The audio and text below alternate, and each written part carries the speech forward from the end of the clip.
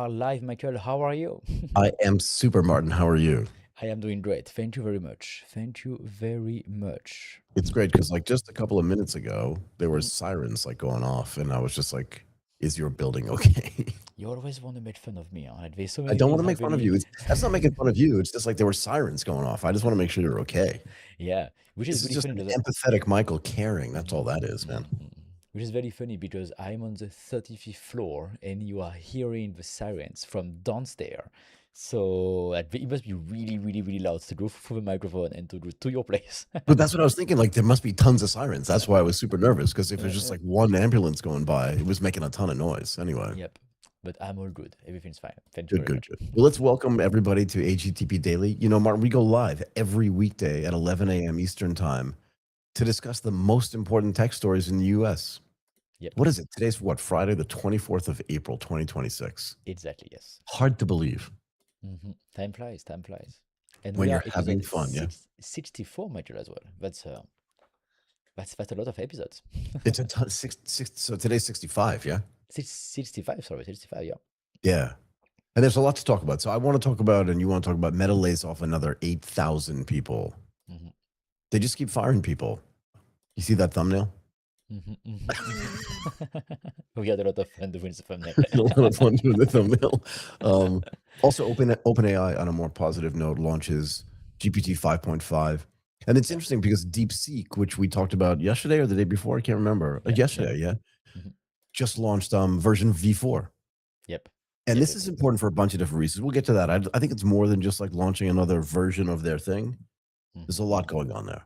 But let's talk about Meta first, yeah? Yes, let's talk about Meta first, because I would say that's the biggest news of the day besides the model releases that we are going to speak about after. But yeah, Meta said they are going to lay off 8,000 people at the end of May. So it's not Yeah. like right now, right? It's like, okay, they plan to do that on May 20th, exactly. And so they are going to lay off 8,000 employees. That's 10% of their entire workforce. So that's a lot of people. And also on top of that, 6,000 open job roles Yeah. Yeah. Yeah. are actually being canceled. So, so yeah, if you do like 8,000 job cuts plus 6,000 people who are not going to be hired, that's a total of like 14,000 like people who are actually leaving the Meta ecosystem overall, right? So that's a lot of people.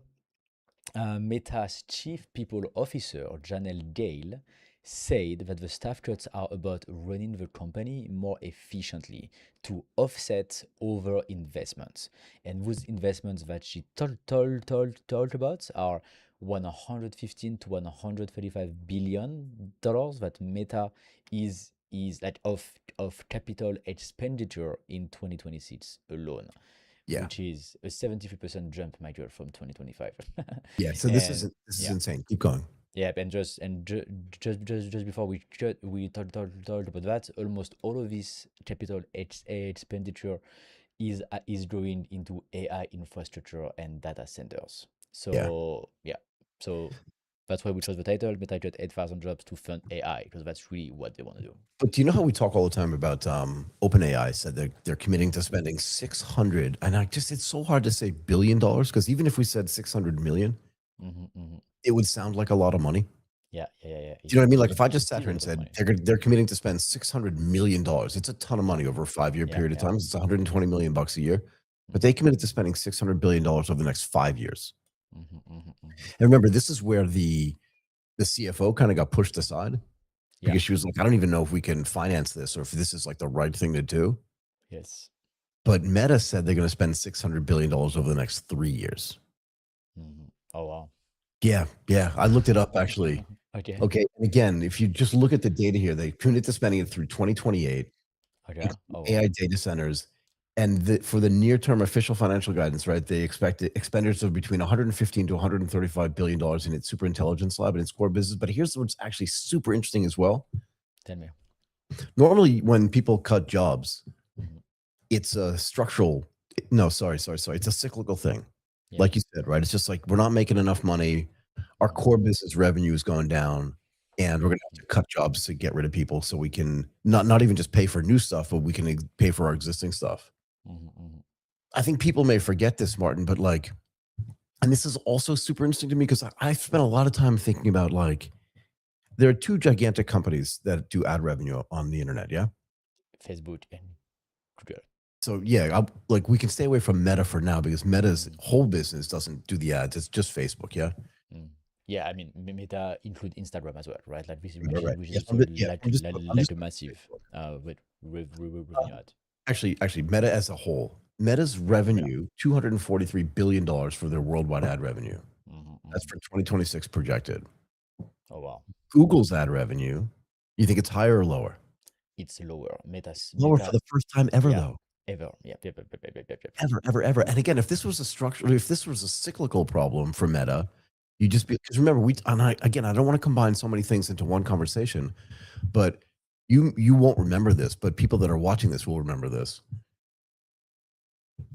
When Apple first came out with the iPhone back in 2007, you can go back and look at oh come on, BlackBerry's revenues.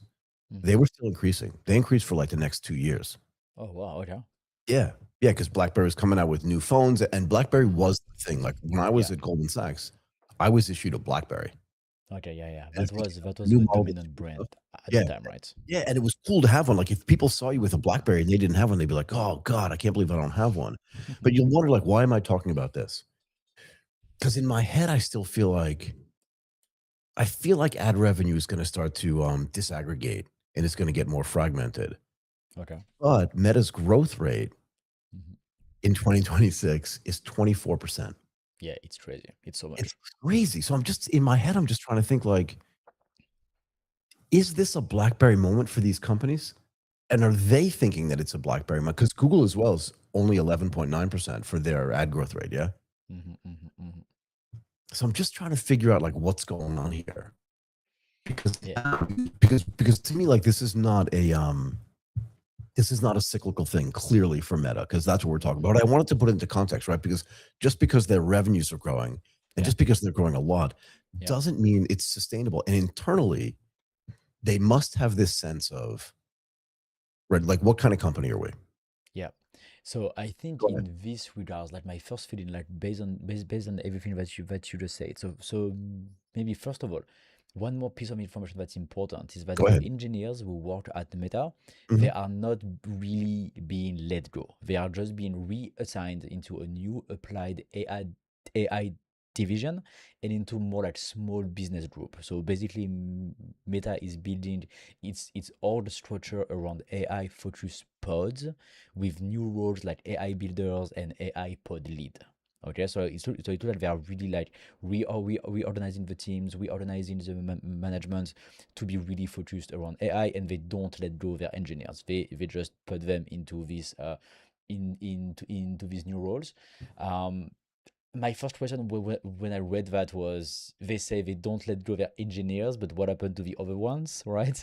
And Who like are that, these people that they're letting and go? who are they exactly, right? And Yeah. that's not clear, but I think it's worth mentioning that they are reorganizing the team around AI. And I think also something that is really interesting here when we look at what Meta is doing is that the massive problem that Anthropic, OpenAI, and all the other model provider has is compute, right? It's like compute, power, chips, like access to all of these things. But this is something that Facebook knows, sorry, Meta knows really well how to do. They have their own data centers all around the world, right? And they have been building these like for decades. They don't rely on Yep. any other cloud providers, right? So they have a head start here, right? Like they know really well how to build a data center, how to build a team, how to run it, how to get chips, how to do everything, and it's already integrated into their business. It's not something new that they have to learn from the start. Plus, they also kind of know that the model is important, right? So they tried with Llama, it did not work. Then they build this new team around added on the world, and Yep. they put a lot of money into it. So it looks like they also participate into the new thing, right? Into like the model and all of these things. So maybe you're right. Maybe they thought about like it may be a BlackBerry moment like 3 years ago for them, and they need to participate into what's being built right now. Data centers, Yep. models, and all of these things. That's how I feel about this. So you brought up a ton of really interesting points, and one of the things I'm thinking about now is, Meta and Google both, because I'm just looking at these numbers. $243 billion net worldwide ad revenue for Yeah, Meta, and 239. It's essentially the same number, right? yeah, yeah, yeah, yeah, yeah. Really It's a close. it's a $250 billion It's huge, huh? for It's both of huge. them, It's right? huge. It's huge. But think about this, Martin. That's a profitable business for them. Yeah, OpenAI, Anthropic, they don't and have. even what's his name, Jeff Bezos. Because I did a segment on this a couple of days ago, um, during the event, right, during Money Mm-hmm, mm-hmm. 2020. He just invested $10 billion. He just raised $10 billion for his project Prometheus, Yeah. which is another AI thing. It's different than what these LLM model guys are doing. But here's the thing, you know, we talked about how Anthropic's revenue is growing to like an annualized rate of $30 billion. Yeah, yeah, yeah, And yeah. again, the numbers sound really big, Mm-hmm, mm-hmm. but it's almost like Facebook, sorry, Meta and Google can fund their AI businesses just out of revs. Yeah. But they Totally, can they do that have.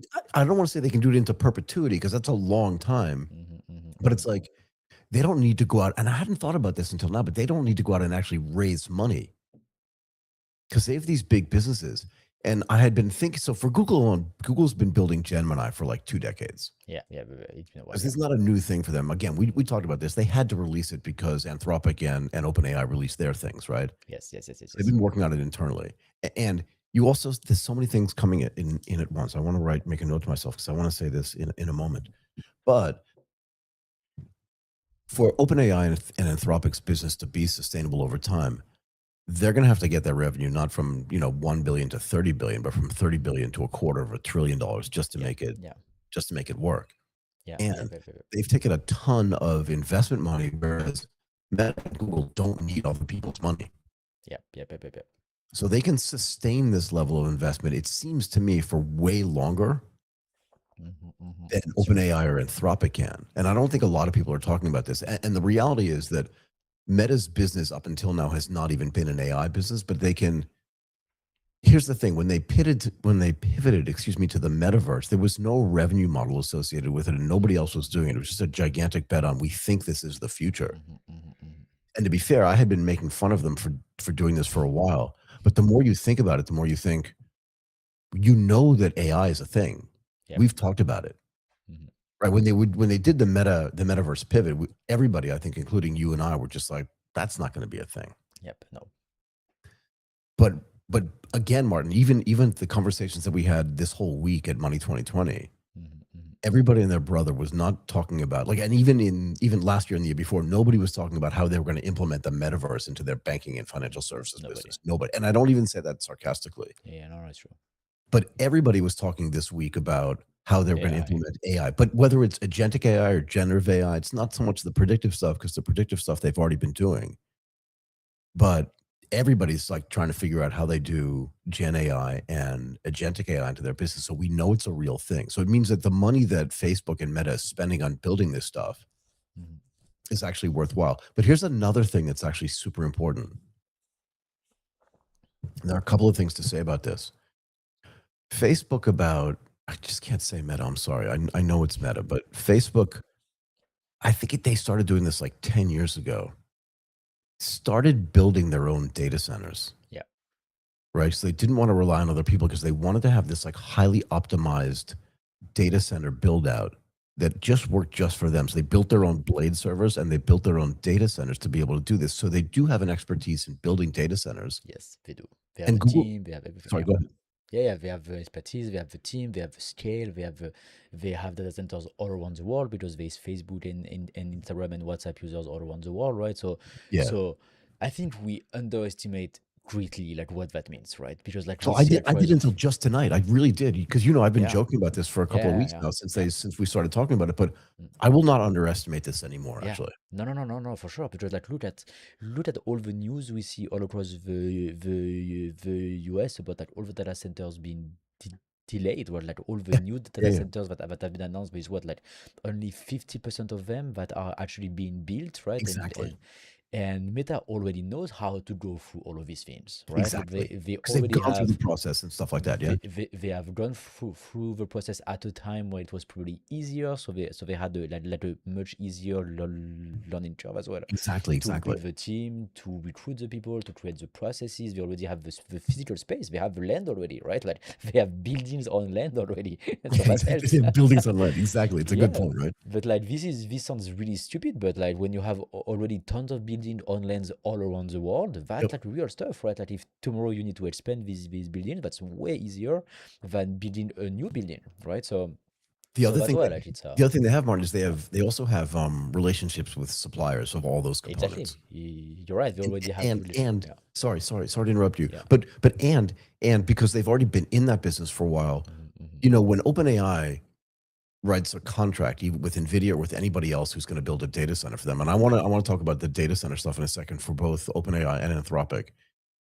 It's unclear whether they're actually going to be able to consummate those contracts, right? Because one, Yeah, will they have the right. money? Hmm. And two, do they even have the expertise to build it? I want to get to the expertise in a second. But Meta's been doing this for years now. Hmm. Hmm. So when they sign a contract for somebody for the components, whatever the components are that go into all of this stuff that builds a data center, Hmm. the people with whom they're contracting know like they're going to follow through on this contract because they have already. Yeah. Do you know what I mean? Yeah, true. Like the trust factors from the supplier, from the policy, from the government, and none of that is going to be much higher for Meta rather than anybody else, right?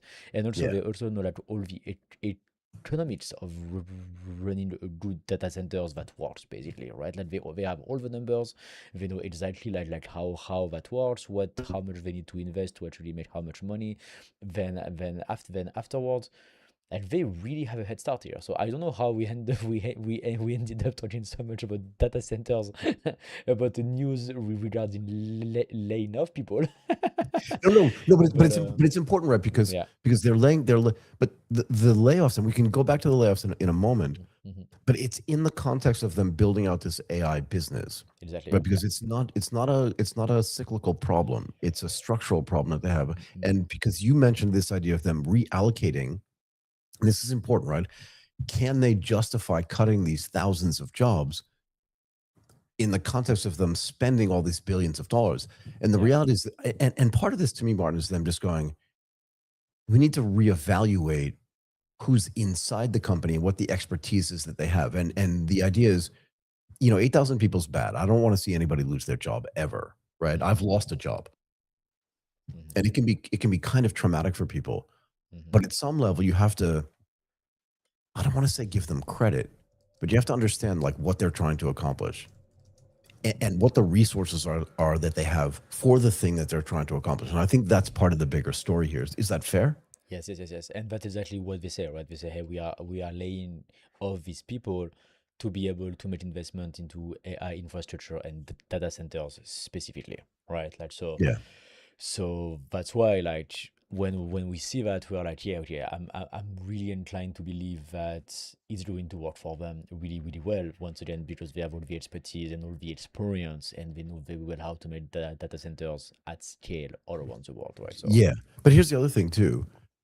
And I say this with the utmost respect for you, but like you've never worked at a big company. no, no So idea. you don't know like how long before they decide to hire somebody. Because remember, one of the points you made, which is a really good point, was that they've also canceled 6,000 open job roles. 6,000 open job roles, but they didn't decide those job roles were open yesterday. Yeah, sure. They probably decided that 8 months ago or 9 months ago. Hmm. And then they had this conversation about like, do we want to hire those people, Hmm. Hmm.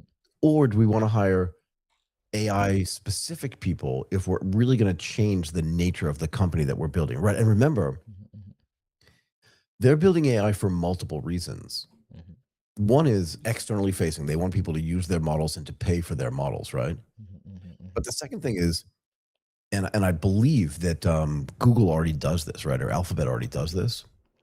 They want to use AI internally. They want to have the best AI models internally so they can better understand like how to run their ad business as well. For Does sure. that make sense? Yep. You know what I mean, though, So right? I really wonder what's in Mark Zuckerberg's head right now. Like, what he think about AI? Like, what is the future of Facebook in 5 years through AI? Because look, it doesn't look like he's building Anthropic cloud code. It doesn't look like he's building OpenAI products. It doesn't look like he's trying to compete on the enterprise offering that these companies are doing right now. Maybe not yet, right? Maybe But he we will don't get know there that, at though. some Like, point, right? right. What's in his Yeah. head? We don't know. Yeah. And Go and ahead. so that's why I really wonder, like, what does he think next, right? Like, what is the big plan? And I'm sure they have a plan. Do they want to build AI for their ad business? Like, do they believe AI is going to increase the market for the ad business so much that it's worth it, right? Do they believe that the enterprise AI is actually the market, and so they are going to do that next, right? Are they going to sell that data center capacity to OpenAI and Anthropic? Maybe, right? I really wonder what's in Mark Zuckerberg's head right now. What does he think about the future of AI and how it's going to impact his own business? It's So going to be super interesting. let me make a guess here. Tell me. Meta is building something called personal superintelligence. Hmm. Here's the really interesting thing. They still have a social graph, right? Yeah, for sure. And I hadn't thought about this until just now. Hmm. But if they believe that there are two facets to their AI, well, three actually to their AI business, right? Hmm.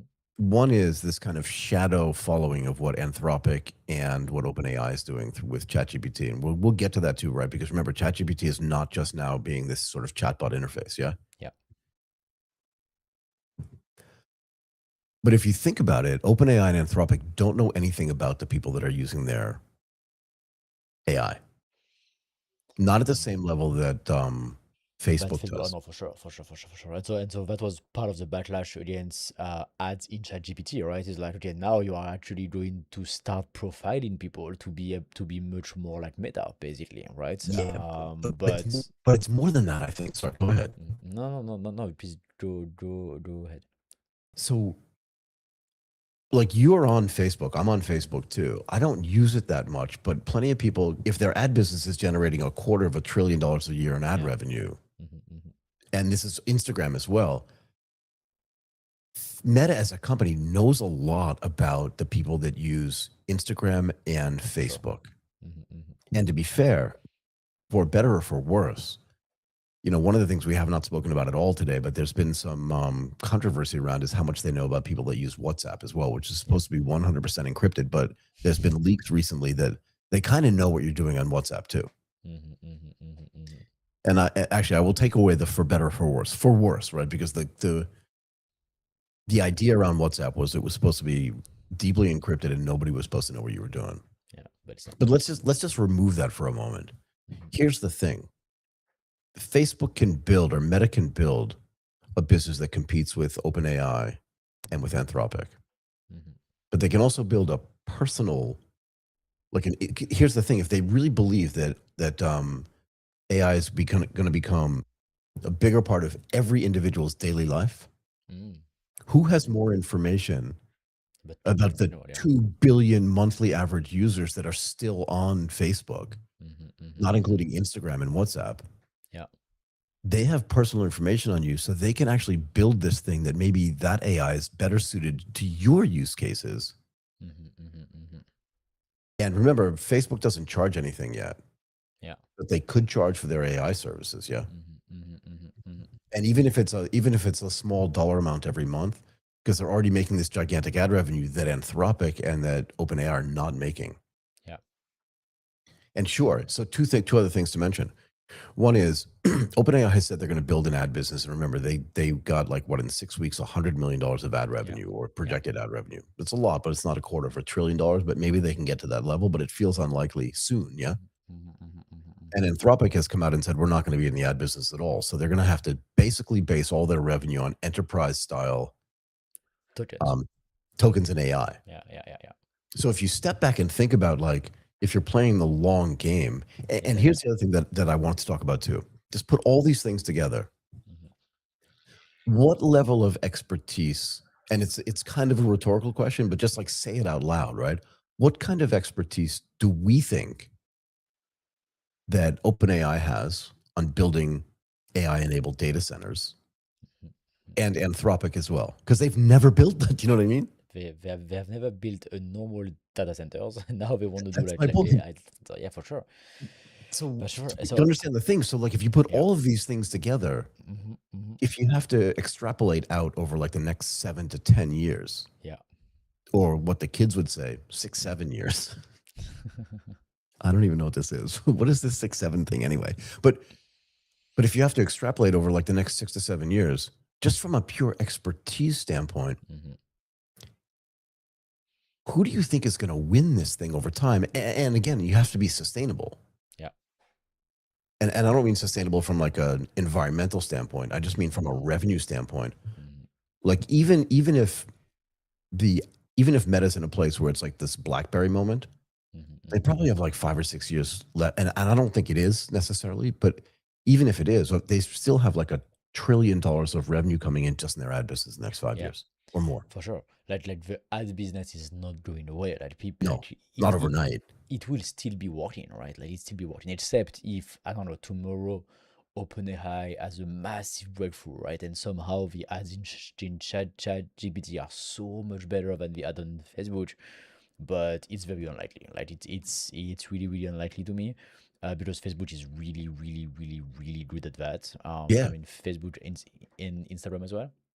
Like they have been doing that forever, and it works really, really well for the companies, right? Like for the company who buy the ads, they are very, very happy with the product. Yep. So except if there is like a massive breakthrough of like, oh, all of a sudden AI can do it so much better, and then it makes the old way of doing it like just not working at all, then maybe. But I think it's very unlikely. So if we say that like the ad business is not going away, then now we are talking about like what are the extra businesses that Meta can participate in, right? And so Yeah. then there is like all the token sales, like that's all the thing that we have already told about.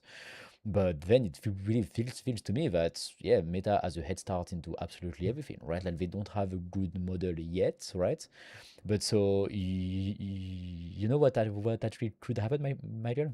Go Like ahead. something crazy, but like something crazy that Go could ahead. happen is Meta buying Anthropic Yeah. or OpenAI. So this is That where would it make gets really ton of interesting. sense. That would So make ton of sense. you saw me Yeah, making notes, right? yeah, So yeah, yeah, yeah. I think right Hmm. that because of all the information that and Google has the same thing. They have Yeah. information on their users too, right? Do you have a Gmail account?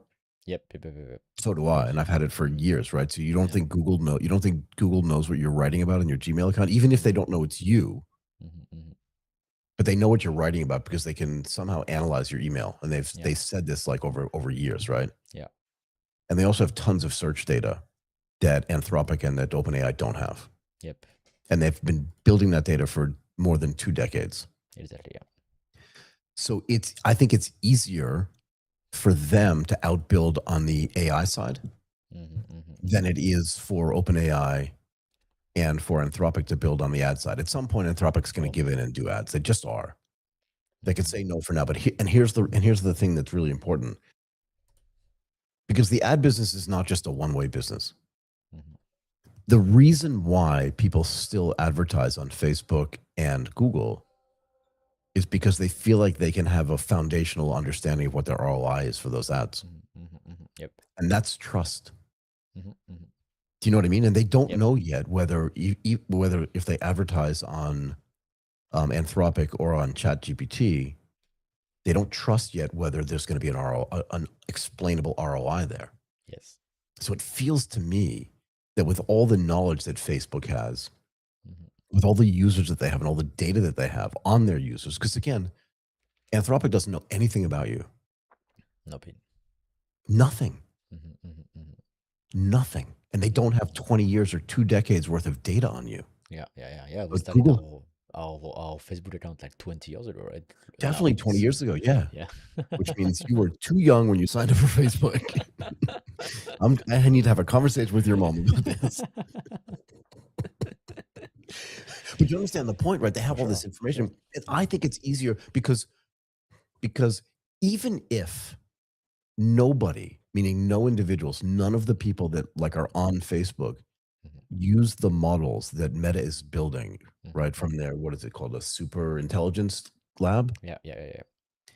If they just build AI for themselves internally, it can optimize their ad business in a way that can make their ad business even stronger than whatever OpenAI can build. Yep. So that's why. Let's see. Let's see how it goes, right? Let's see how it goes. And I really wonder what's the big plan of Meta here. Like, how do they see things playing, like, playing in like 5 years from now? What's their view on that? It must be very interesting.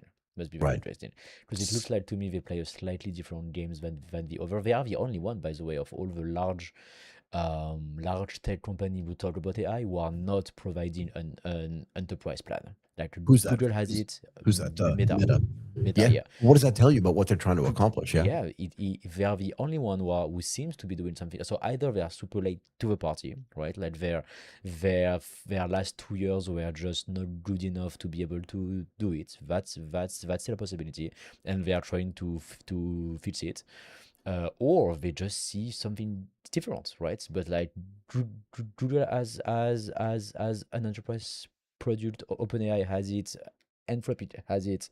It looks like out of the three, it's Anthropic who currently wins with this enterprise offering, right? And Meta just doesn't seems to be doing this, right? It looks like they're doing something else. So what are they doing? What do they see in 5 years? To me, is really, really interesting. I really want to talk to Mark and ask him. So let's get him on the show. I don't want to stop this topic yet. We will move on, but I want to talk about this Yeah. for a couple more minutes, if that's okay. Tell me. It feels like front facing that Facebook does not have an enterprise business at all. Okay. But who's buying all those ads? Yeah, true. Yeah. Right? Yeah, when I say we don't have an enterprise, No, I know. I was it's thinking the more same thing like you the did. token through API for coding, right? Yeah, This but think offering. about this because you make a Yeah. really good point, and it triggered something in my brain because I was thinking like you, like, okay, they have 2 billion monthly active users, and I'm just picking a number, right? It could be a little bit lower, a little bit higher. Mhm. But the flip side of that is that those users are being addressed by mostly enterprise. I'm presuming that their ad business is highly skewed. Like if you had to go like who's paying all this money for their ads, Mhm. my guess is it's like if it's 70% enterprise and 30% smaller businesses and stuff like that, those 70% enterprise can over time, Mhm. because they trust Meta Yeah. and Facebook, right? Yeah, you're right. I mean, that would be the next logical step, right? Like if That's my point. tomorrow all the 2 billion monthly users of Facebook start to use Facebook AI, right? Yep. Like the chat, then you know what? You just like add this into the ad offering, right? Like Yep. you just wait for OpenAI to do all the mistake and you learn from them, and then boom, you launch a competitive offer super simply, right? That's very very simple for them. They already Yep. have the trust, the clients, they already have the distribution. It would be a next logical move, right? Like to add ads into Meta AI for sure. So the more I think about this, the more I like this as a strategy. Mm. And I just want to say a few more things. Meta's market cap is already $1.7 trillion. Yeah. So it's not like people don't think that it's a viable business, but they have two things, right? They have the enterprise side paying them already. So they're comfortable and they trust them. And then they have all these individuals where OpenAI and Anthropic don't know who you are. Yeah. We have all the data for sure. But so then the question is, what is the biggest business into all of these things, right? And I think part of the answer here is actually Nvidia is the biggest company. So which means selling chips, selling the hardware for AI is actually the most profitable business out of all the businesses that we are currently talking about, right? Today, Whe- yeah. Whether it's ads, whether it's selling enterprise tokens through the API, or selling chips. Right now, the business that makes the most money is the one that sell the chips, right? Right. So then do Mark, do OpenAI, do Sam Altman, do Dario think that the enterprise sales, full tokens, full model is going to be the biggest business in 5 years? Do they believe the advertising is going to be the biggest business in 5 years? Like what do they think is going to be the largest industry like 5 or 10 years from now? I think this is like the main question to me. And because then from there they can say, okay, because we believe that's going to be the future's business, then we can invest into that and then build into that direction. Because So I my don't think, for example, Go OpenAI ahead. believes that the ad business is going to be bigger than the enterprise and enterprise sales, the API through token. I think they still believe that this is going to be a larger business, and it looks like Facebook believes something different. They believe that the ad business is going to be bigger. So I'm going to say something super controversial. Tell me. You saw that story about Uber like last week, right? Where the Yeah, CTO of Uber was like, my token token maxing. Yeah, spend is, we've already run our annual budget on tokens. yeah, yeah. So I think there's going to be a lot of pressure on companies to lower the amount of money they spend on tokens. In other words, the token spending is going to have to be way more efficient, which means that the enterprise, the embedded enterprise business of running AI, whether it's Hmm. coding or whatever else using AI for, is just going to have to get way more efficient, which means token costs are going to have to go down. They're just So, going to have to go down because you can't spend that much money and still have your business be profitable. mhm, mhm, mhm, But mhm. because the whole idea of artificial intelligence and AI and agentic and all this stuff is like, I don't have to pay humans to do this thing because AI can be way more efficient. But Yeah, even if it's way more efficient, it has to be cost efficient as well. And right now it's not. this is actually a super. Yeah, actually, you're right. Like we may be in a FOMO moment right now where company use tons of tokens because if they don't, then their competitor does, right? Yeah. And they Yeah. don't want to lose out to the competition. So like there's a big FOMO, Mhm. people spend tons of money into Yeah. token. But you are right, at some point somebody is going to say slow down. I'm sure they already think about it. That they are already thinking like, good guys, we are actually spending more on AI than it would cost to hire a guy to actually do it, right? Mhm. And so that's the first thing. And then the second thing would be at some point like you can really wonder like, okay, what is the tipping point where we can actually use open source model, when we can actually develop our own models to actually replace the massive cost that we are paying to Anthropic, right? And like the same way people say, look, I'm replacing my SaaS software with my own vibe coded app. Yeah. The same thing could happen in 5 years if DeepSeek, if the open source models, if building your own model become easy, simple, and cheap. At some point, you can be like, you know what, the $10 million per year that I pay to Anthropic, I can actually spend two to build my own thing and to run it for all of my employee, right? Exactly. So That's also a big threat to this model, I think. So I'm going to say something. I'm going to say another super controversial thing. Tell me. It's not mean. It's just controversial. I just made some notes so I didn't forget. The models that are getting built in Asia, I can point out, DeepSeek, Kimi, all this other stuff, right? But also Agnes.ai. We've had the founder on the show, Mhm, right? mhm, mhm. They believe that they can do this at a much cheaper Yeah, level. yeah, yeah. And the other thing is that there are more people in Asia than there are outside of Asia. Mhm, Right, there was mhm, this map, we can publish it if we want. It says there are more people inside this circle than outside this circle, but inside that circle, human capital still remains much, much cheaper mhm, mhm, than mhm. That's technology. So true. it's easier to throw people. It's easier to throw people at a problem. And the other question is: Mhm, have there been other strategic industries historically where stuff in Asia was just developed that was way cheaper and it destroyed what was happening? Let's just say in the United States. mhm, And I mhm, would make the case that in the 1970s and 1980s, the Japanese cars that were starting to get imported into the US were just way cheaper. mhm, One of the mhm, reasons why people bought Hondas and Toyotas and Nissans was because they worked just as well as GM cars mhm, and mhm, were much cheaper. And what did they do to the industries in the United States? Well, Chrysler doesn't really even exist anymore. mhm. And, the phrase used to go, as GM goes, so goes the United States. Yeah. That's how strategically significant and important these companies were.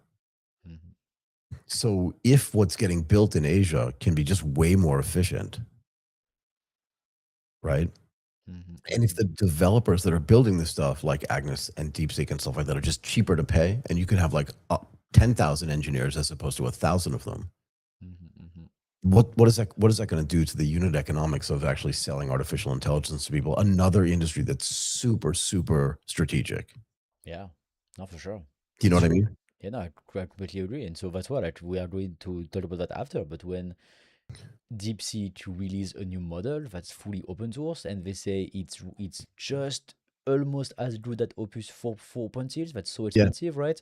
Yep. You are like, you know what? Maybe in 2 years, we are all going to run our stuff on open source models, right? Because it's just going to be good enough to do everything that we need, right? So Yeah. And from and an this, enterprise yeah. standpoint, like, what are you really trying to optimize for? Yeah, what are we trying to optimize for, right? And no, this is true. So that's why, like, it looks like Anthropic completely believe that this enterprise play is going to be the biggest business because they say we are not going into ads, right? So they really strongly believe this is going to be big, right? Facebook seems, sorry, Meta seems to believe something completely different, and OpenAI seems to be doing both, right? Like they say, you know what, we don't choose, we are going to be doing both. But they all look to be willing to build data centers. So maybe at the end of the day, we're gonna have like so like they are one of them is going to become a data centers provider, maybe Yep. the Yep. same way AWS does, right? Like I wouldn't be surprised if tomorrow Facebook do a deal with Anthropic or OpenAI to provide capacity. That would make ton of sense, right? Right. The same way Amazon built AWS, right? So like Yep. they got all the data centers and they just say, look guys, you can use our capacity, and then they built a massive business around this. Yeah, like, and when you think about it as well, like Meta is the only big tech that doesn't provide the cloud services. Google does, uh, Yeah. Amazon does, Microsoft does. They are all doing it, right? So Yep. it would be the moment right now for Meta to jump into it, right? And to say, look, guys, we are going to build a cloud business, a data center business, that's going to be good. That's super good, the best for AI. Basically, right? And that's like an opening for them to run this business right now, I think. So one more thing, and then I want to Yeah. talk about OpenAI launching Hmm. 5.5 because I think that's important too. Hmm. It is more likely that Meta can actually retool their existing data centers, which they have, like you said, Yeah. all over the world, and they've already had Mhm. approval for them. They don't have to do anything, but they can retool those. Because remember, it takes about 2 years to build a data center, Yeah. and remember, you have to connect it to the grid too, Yep. meaning the energy grid. But Facebook doesn't have this problem because they already have data centers everywhere in the world. But it's more likely they can retool those, Hmm. and that the other 50% of the data centers that you mentioned earlier in this segment are actually going to get built. For sure. For Do sure. you know For what I sure. mean? It's so much easier, right? It's so much easier. And plus, like, if AI become like I mean, is even more a strategic resources to the US, Yep. we could come to a point where in 6 months we're like, look guys, we don't have the time to wait for these new data centers. Just do something right now, right? Exactly. Exactly. and, Exactly. and then we just look at all the data centers that we have already, and then we say, okay, we just use them all for AI, no AI. choice, right? Yeah. And then now you just because I mean, China is a real threat here, right? Yep. China is a real threat. They are really building stuff, right? So yeah, we could get to a point where Meta is not like forced, but they get into the data center business because we Yeah. need their existing data centers, right? And so it makes ton of sense when they say they are going to invest more into data centers. Make ton of sense, right? And I hate to say this, but like, who do Yeah. you think, which country do you think is going to be better Mm. at building infrastructure, whether it's electricity or data centers? The US? Or like, where do you think the approval is going to come faster? Oh, The I think US or China? all in China. I think we saw the EVs growth, right, in the last 10 years, right? But Like also like high speed trains, I, everything, right? highways, all this kind of stuff. Because the government can just go like, this is what we're focusing on. If we need to Yeah, build like another 1,000 data centers, we'll build another 1,000 data centers and we'll make them right next to the high speed trains that we're building, kind of thing. Yeah. exactly. And once again, I love the EV example, right? Like we had Yeah. electric cars, Michael, in France in the early 2010s. Yeah. Like it's not new at all. Tesla was No. like a big company already, same in the early 2010s, right? Yeah. Yeah. And all of Before a I left sudden, Japan, they were selling Teslas. Yeah. oh wow, That was before 15 years ago. okay, okay. Yeah. Yeah. So, like, like Europe and the US had a huge head start in EVs, but they couldn't make it really big, right? And No. all of a sudden, you have this Chinese guy that to the people who were not paying attention to what was happening in China. They had never heard of BYD and Xpeng and all of these Chinese brand, and all of a sudden they are taking over the world. They are Completely. building charging stations everywhere Everywhere. because China has been able to not force, but they have been able to implement this new tech at a massive scale, at a global scale, even Exactly. if they were super late to the party, right? Yeah. Because once again, Tesla and the European manufacturers were already selling EVs a long time ago, but they have never been able to achieve the scale in terms of adoption and sales that BYD is able to do right now, right? And so, like when I went to France back in December last year, I was shocked. Like really, Yeah. like just because Yeah. of the growth of BYD, now they are putting charging stations everywhere, and that's BYD was really like pushing this, right? Like Yeah. because Yeah. they are In pushing France. the in France, and I was like, Renault was making electric cars 10 years ago. Why Right. they couldn't do the same thing? You know, like Right. you are like, why did they have to wait for the Chinese guy to do it, right? But they And did. that's what happened, right? So that's why, like, when it comes to massive infrastructure, the most recent example is this EV's adoption. That is very impressive to me. Right. Okay. Let's talk a little bit about OpenAI launching GPT L- 5.5. let's change topic. Perfect. What's going on? So it is OpenAI and Sam Altman that announced yesterday that they launched GPT 5.5. So that's you remember, Michael, we talked about that a little bit like a week or two ago. The model code name internally was Spud. You know, that was like Tenda Lead or something like a Yeah. week, Yeah. It was leaked. Yeah. week or Yeah. so ago. Yep. And they say OpenAI that's their smartest and most intuitive model yet. It's available Right. right now on ChatGPT Plus, Pro, Business, and Enterprise subscriber. And Right. funny enough, the API access is not available yet. It's going to come after safety and deployment checks are Interesting. complete. Yep. But that's going to be So soon. Yeah. yeah, that should be soon. Plus, also they already announced the pricing. You see that here on the screen. Sam Altman said that the API pricing will be $5 per 1 million input token and $30 per 1 million output tokens, Oh with no. also a 1 million context window, 1 million token context window. And Got so it. to me, this is the real story here. Yeah. That's the pricing, because when you look at what existed before GPT 5.5, so the best model, the most advanced model from the Codex family was GPT 5.4, and the output token were priced at $15 per 1 million token. Right. Okay. And when you 15. when, Okay. 15, yes, 1 5. And when you compare that to Anthropic's mo- m- models, Opus is at $25. Okay, Oh. so much more expensive, and actually, Anthropic's second best model, which is Sony, is actually at $15 per 1 Ah. million token. So when you compare these two things, like the best model of Anthropic was sorry, the best model of OpenAI was at the same price of the second best model of Anthropic. They still had one that was better than them and more expensive. And I think there is this little game playing here, because Clearly. OpenAI didn't have a model that was, like at this 25 like price range, $25 price range, Right. Right. and now they just launched it at 30. Like, and I think it's also to make a statement. It's also to make a statement that our model is really, really good. It needs to be priced in the same category as the Opus model, right? Right. And so I think this is the story here. And to to, to be frank, I think it works, because when I was looking at which model we are going to use into our company, Right. that was one of the point of comparison. I was like, Codex is the same price as Sony. Opus is much more expensive, so it must be so much better. Right. It Like must really, be. But is like it? in my head, I was like, yeah, like they are Yeah. not in the same price range, so it must not, be do the same thing. Right. And unfortunately, I think like really, people also think this way, and so I think there's an idea of perception here. What like how do you perceive the performance just through the position in terms of pricing.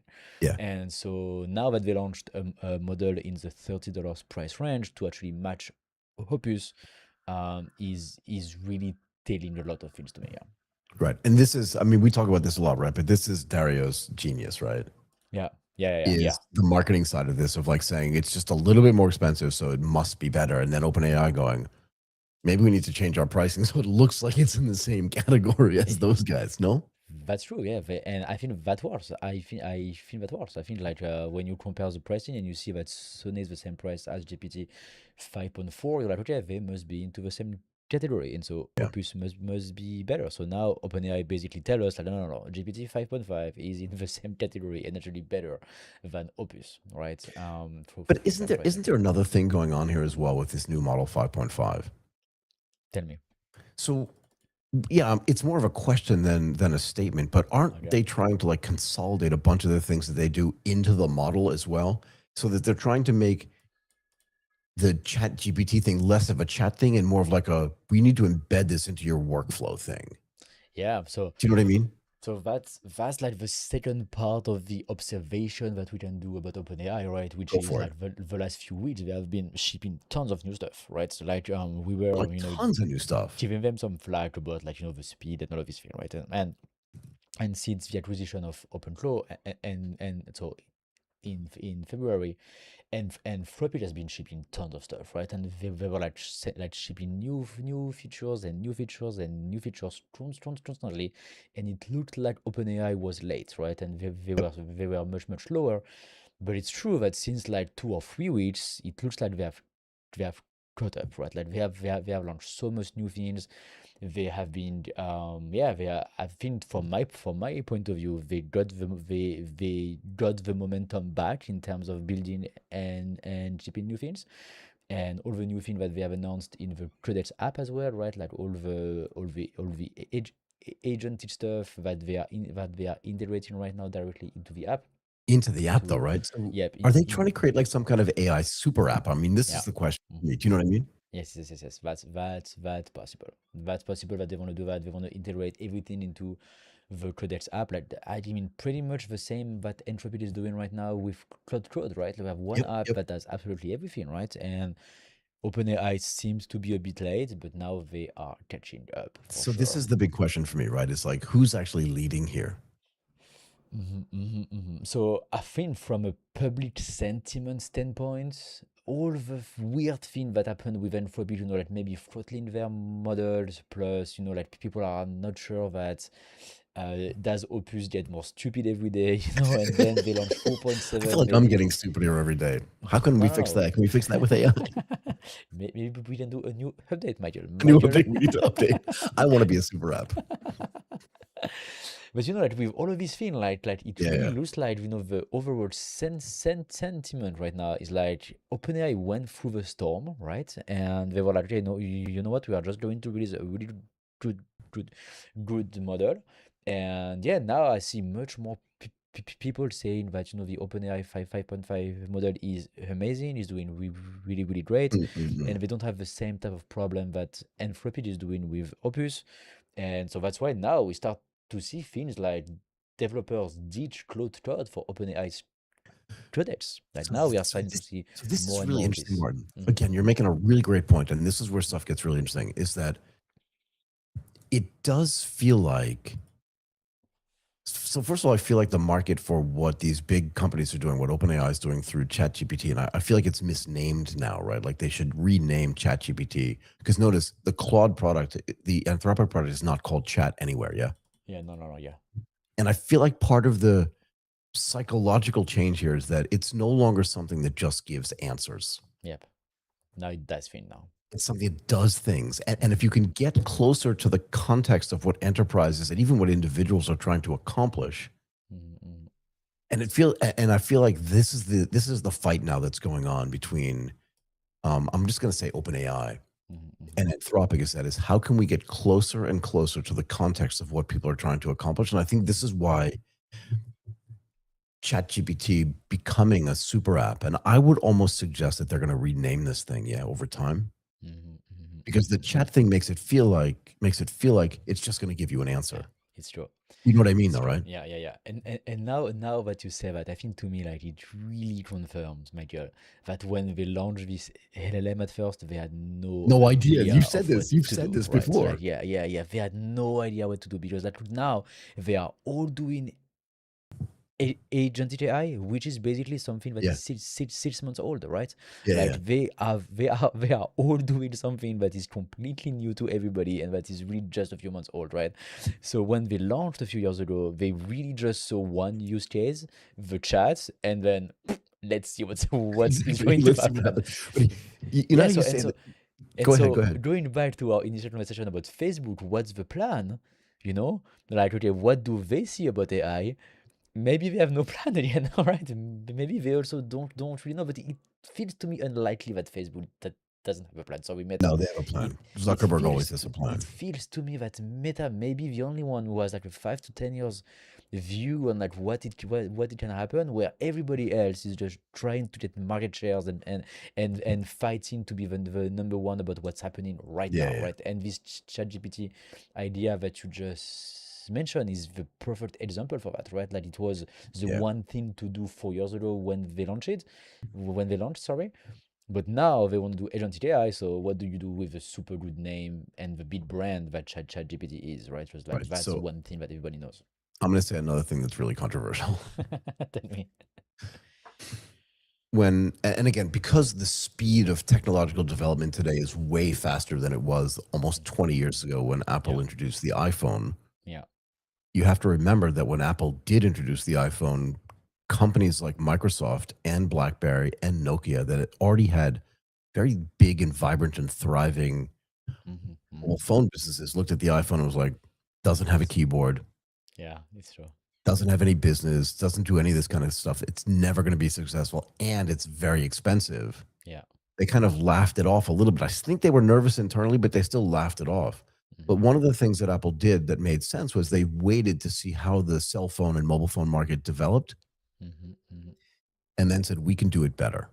mm-hmm. Yeah, So yeah. maybe, and again, not to get back to the Meta conversation, but maybe what Meta is doing is actually strategically really savvy in the sense that they're watching OpenAI Mm-hmm, and they're mm-hmm, mm-hmm. watching, I say Claude, but Anthropic, Yeah, and they're going, okay, what have we learned from what they've done over the last 2 to 3 years? yeah. And can we take our existing infrastructure and distribution and build something better, faster, cheaper Mm-hmm, in mm-hmm, the same mm-hmm. way? And while everybody's looking at them going, Meta, this is not an AI company. Look at it's not even in the name. But maybe in reality, they can outbuild because of all the revenue and all the other things that we mentioned in the Yeah, previous yeah, segment. yeah. Yeah. You know what I mean? Yeah. Yeah, no, it's absolutely possible. It's absolutely possible, and so that's why it's so interesting because it looks like so many people have different strategies. Yep. But to go back to Go GPT ahead. 5.5, 5.5. it looks like there is like it looks like the market sentiment is super important at the moment, right? Like Very. just how people are going to perceive your model, your launch, your performance, and all of that. It looks like it's all completely subjective. There is not like one clear answer, right? And so it's also I think it's also actually made adoption much harder, right? Like unfortunately, right? Like was like if you are not in the bubble and you want to start AI tomorrow, and somebody asks me which model I should use, I have no answer. I can only say what's the model that Yeah. I Yeah. Yeah. use, right? But there is no clear benchmark. There is no clear use cases for this one or this one. And then now maybe pricing is also used as a marketing mechanism, right? Fear is a marketing mechanism. Like everything seems to be towards marketing and trying to get market shares rather than actually doing stuff, right? And so it really makes, I think, adoption really hard. And also I think like every company really needs to think about how dependent they are on this provider or that provider, because Exactly. if the model capacity and performance changes so fast, right? Mhm. And if also the product themselves changes so fast, because once again, agentic AI is just like a 6 months old thing, right? Yeah. So if there's something new in 3 months, if there is a new model, if there is, I don't know, if there's a huge breakthrough, and then we can use Deepseek models on our low tool machine, you don't want to be into a position where you actually can't implement that because you are way too dependent on Anthropic or on OpenAI, right? Right. So you get to find the balance on like, okay, there's so much stuff that are happening that I want to use to stay competitive, but at the same time, I don't want to be completely dependent to them. So that's actually a really tricky question that maybe, that's much easier for companies like Meta or Amazon to answer because they can afford to make a mistake. But for all the other businesses, it's a real question. And at the moment, all of this marketing weird stuff that are happening makes it really, really, really hard to navigate and to have any sort of visibility about what is going to be my AI stack in 6 months or in 12 months. So the So, stack, this is where yeah. you bring up another really great point, is the stack. So you have to ask Yeah. yourself, if we had been talking about this 6 months ago, we just tried to have a conversation about who has the best model. Yeah. And now that we have the agentic stuff, now we'd have to say, like, who has the best agents? Yeah. But the bigger question for me is, like, who has the best AI ecosystem? Because think about this. And again, it just goes back history. Like, I keep saying this when we talk about this stuff, but like, history doesn't repeat itself, but it rhymes, right? It looks very familiar. In 2008, Google introduced Chrome. Like, for you just think Chrome's always been there. It's always been, the browser's always been there, but it wasn't always there. But why did they do it? They did it because they wanted people to use Chrome, and then when they were in Chrome, remember, they know what you're searching for, so now they gather all this data that they have, right? Yeah. And Chrome literally, like, outpaced. Like, do you even know the name of Microsoft's browser? Edge. But you don't say it with 100% confidence, do you? And that's because I have a PC. I use a PC But I don't every have a day, PC. You're right. and I I'm think not you're even sure. right. Yeah. I think you're right, but Yeah, that's I Edge. didn't I know just checked. before you said it. I was trying to remember. I know what Apple's is because I use Apple devices, so I know it's Safari. But what is Anthropic's browser? Yeah, we don't have a browser. But OpenAI does. Yeah, they try to launch it. Yeah, they just They launched launched something. it. It's called Atlas. I downloaded it, actually. But the Okay. reason why they built a browser is the same reason why Google built Chrome, is because they want you to be inside their ecosystem. Yeah, yeah, yeah, And so yeah. I think what's going on now is less of a, what's the right way to say this? Like, who has the best model as opposed to who has the best ecosystem. Because this is the thing we learned from, Windows and Office and all this Yeah. other stuff, right? Apple, Google, they do the same thing, right? They built a Same. massive ecosystem Massive. of interconnected products and shared data, Right. sort of thing. Like I have this thing, Yeah, not necessarily even because it's the best tablet, yeah, but it just but connects because to it everything. just connects to the rest of my ecosystem. Yeah, and that's one of the biggest pain points that I have with my PC compared to every other Device you have, because you have everything else you do is devices. Apple. It is everything that we have is Apple, and I have Yep. one PC that just can't connect the same way to everything else. It's so Right. annoying, right? Right. And so that is the same thing here. That's the same thing. You're completely right. Like when we can connect all of that different product together, it's going to create to make our life so much easier, right? But Right.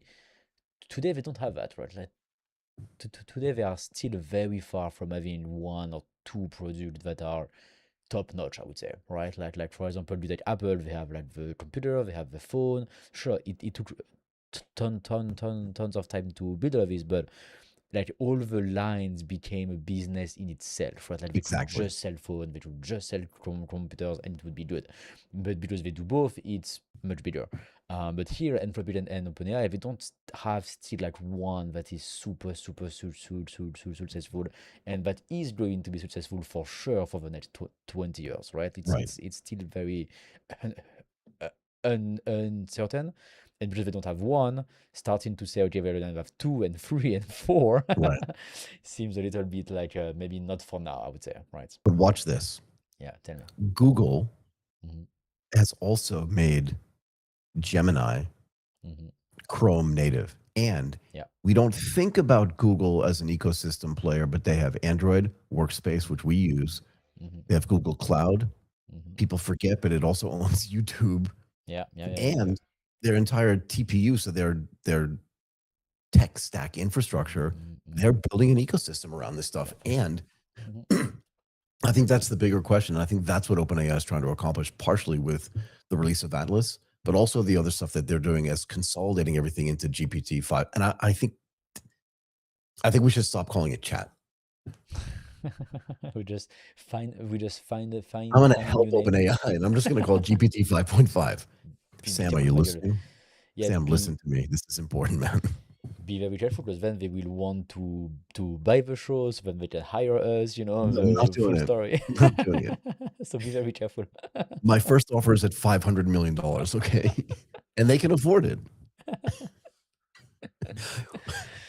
But yeah, no, I think this is really really interesting. What's happening. One thing that's for sure is that it is not the latest model that we are going to see. No. Also, they launched GPT 5.4 only 6 weeks ago, right? So it's like Yeah. it's really Yeah. really But again, fast, I'm right? talking 4.6, 4.7. They're throwing this stuff out.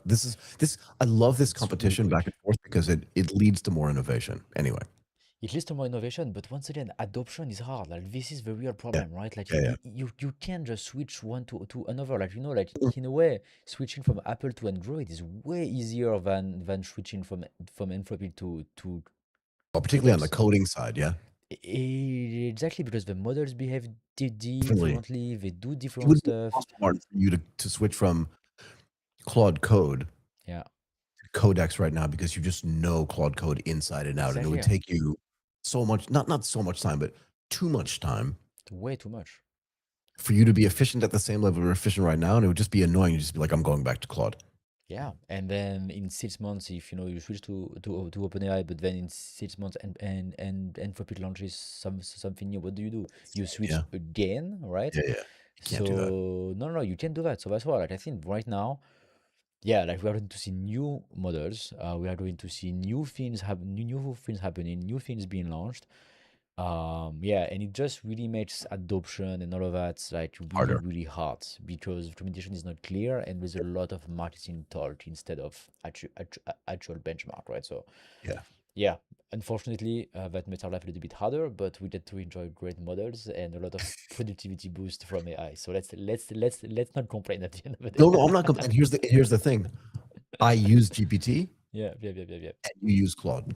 Yeah, So and we that win. works, right? Yeah, we win. At the end of the day, what that works, right? We can do what we have to do. So Exactly. so Okay. yeah, but that's a big news that OpenAI is launching a model that is twice the price of something they launched 6 months ago, right? So Yeah. that's actually pretty interesting. Bad for me because I have to pay more money, but good for me because I get a better model. Okay, let's finish up by talking a little bit about DeepSeek because they also launched a new model as Yep. well. Why don't you introduce this and then we can finish up? Yep. So last topic of the day, it's another model launch. This Mm, time the Deepseek V4 has been right. launched and is actually accessible right now. So it's the biggest model yet for DeepSeek as of now. It is a 1.6 trillion pa- parameters, so it's What are we doing? pretty Are big. there that many parameters really in the world? Yeah, apparently, yeah, apparently. By the way, Really? it's the largest, so it's still an open source model, but yes, you can Yep. still I like it. download that and then install it and run it on your own. And it's also the largest and biggest open source model out there, which surpass Kimi K 2.6, which was launched a couple of weeks ago, right? Like really Interesting. recently, which is only a 1.1 trillion parameters. Fair enough. So it's like 1.6, so it's like what, 30% increase at most, Yep. even more than that. So that's pretty cool. It also supports now a 1 million token context window, so the same as Opus and GPT 5.5. So Yep. it's sitting on the same level. And also they say it is the world leading in terms of efficiency. Like still, doing the same type of, Right. I mean, providing the same type of advantage that has made DeepSeek super famous when they launched on their first model, which was our model is super cheap and way more efficient Right. than the Western closed model. So they are still like trying to really optimize for that. So Well, one other thing that they do is this, mixture of experts MOE architecture, where even if it's a 1.6 trillion parameters, it only activates a part of it to actually answer your question. And And so this is this part of way, the efficiency that they're building. yeah. And so that Yep. way, that's part of the efficiency. They can keep the inference, much lower, which is going to keep the cost as well much lower, right? Mm. So they say that from their own benchmark, that it's actually really good. That I can actually compete with Opus 4.6, and also the latest GPT models. So I think here what's really interesting is that, I mean, there's two things interesting, and then I will let you, Michael, talk about the Huawei angle. Yeah, I just want to say But one thing about it, but go yeah, ahead. yeah. But before that, I think the one thing that is really interesting is that um, open source models may be a good solution to access frontier models, but just like 4 months after, 6 months after, right? It really looks like they are catching up super fast So to fast, Opus yeah. and to the GPT per performance, but for a fraction of the cost, right? So Yeah. right now we still can't run these models because 1.6 trillion parameters, you would need a crazy computers to do that. Yeah. So which means the cost to buy a computer is actually making no sense compared to actually like just paying for GPT 5.5 $200 plan, right? So like Right. from an economic standpoint, it makes no sense. Mm.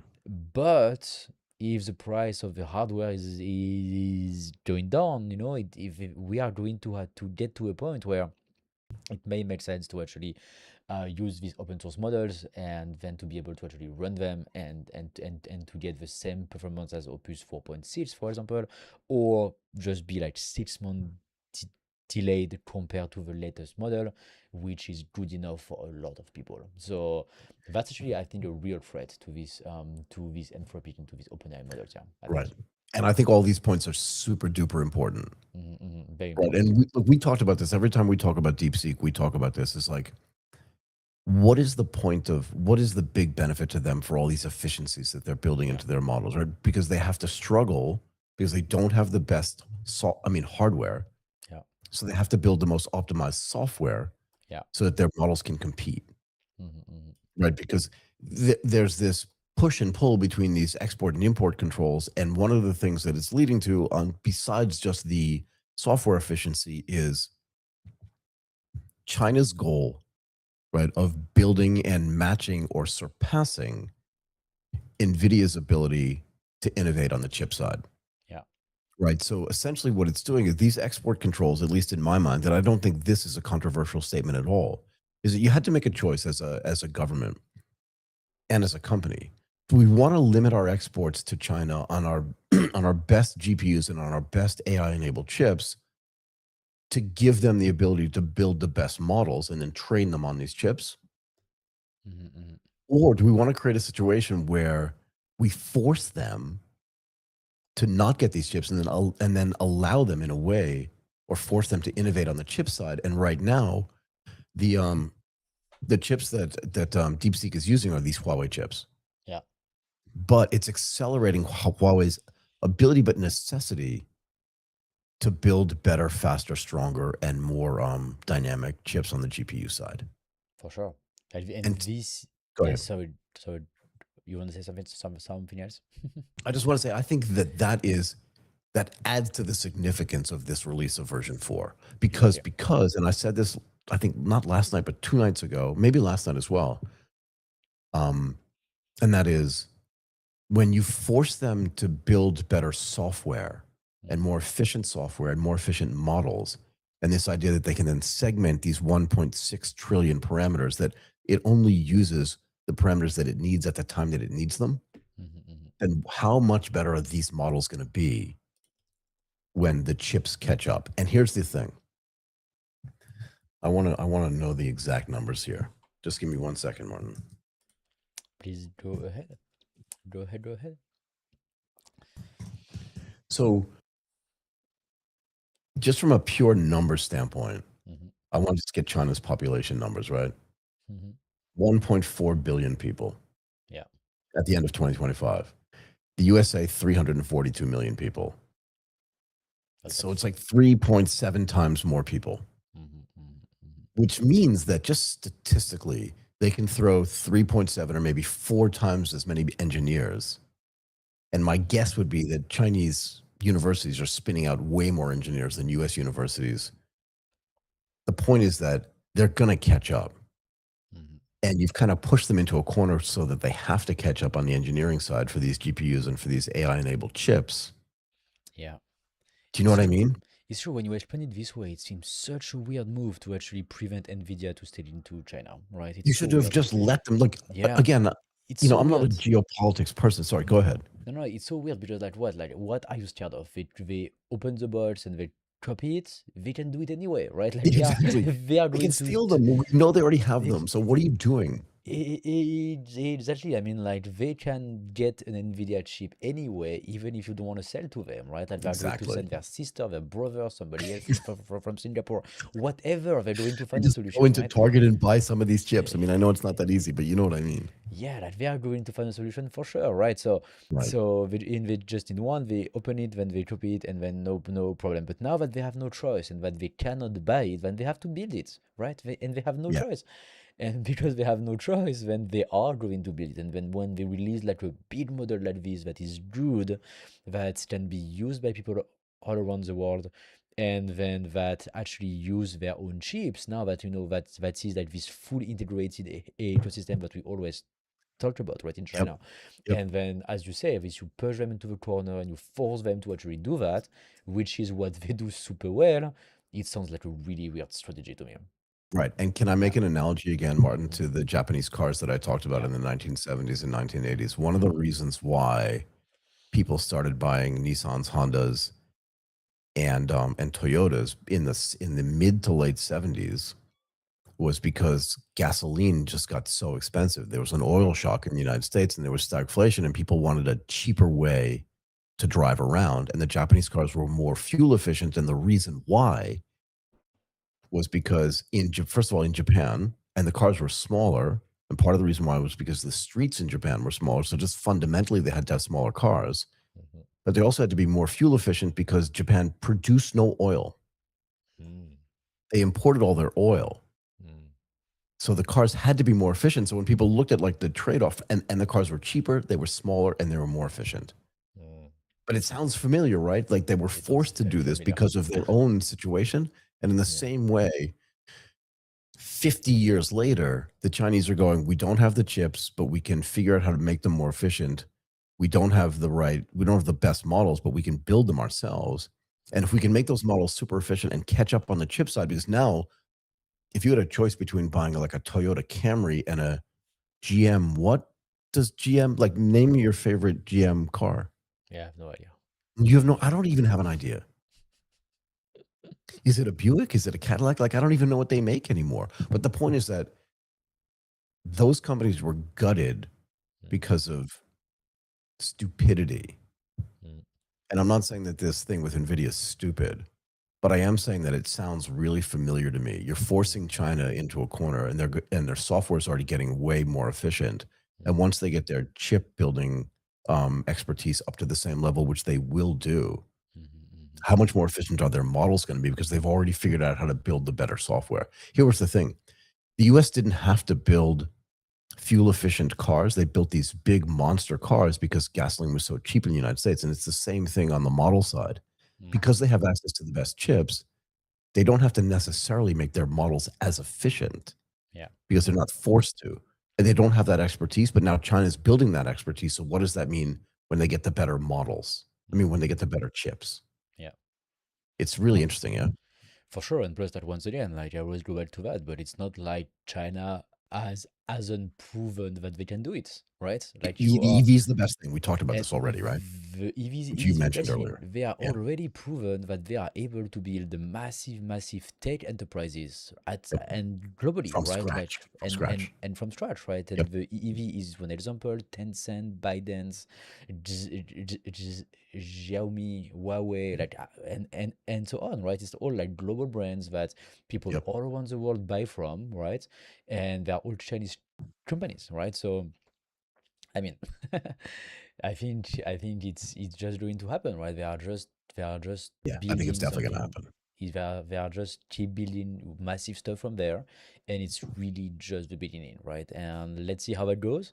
Unfortunately, still Europe, no idea what they are doing, right? That's really the sad part to me, right? No, no. As a European, you must be sitting there thinking like, why are we just talking about the US and China, China and the Yeah, US, China, all these things where you're thinking like, you're right. Peugeot, all these companies have been making cars for a century. they were selling EVs, Michael, 10 years ago. Like I they know. were like Renault was Renault. like they were selling like EVs before Tesla, before BYD, before everybody. But the massive mistake they made is they sold it as a premium, more expensive product. They Yeah, made yeah, this big mistake. They were like, it's better, blah blah blah blah blah blah, and you have to pay more to access it. And so what did yeah.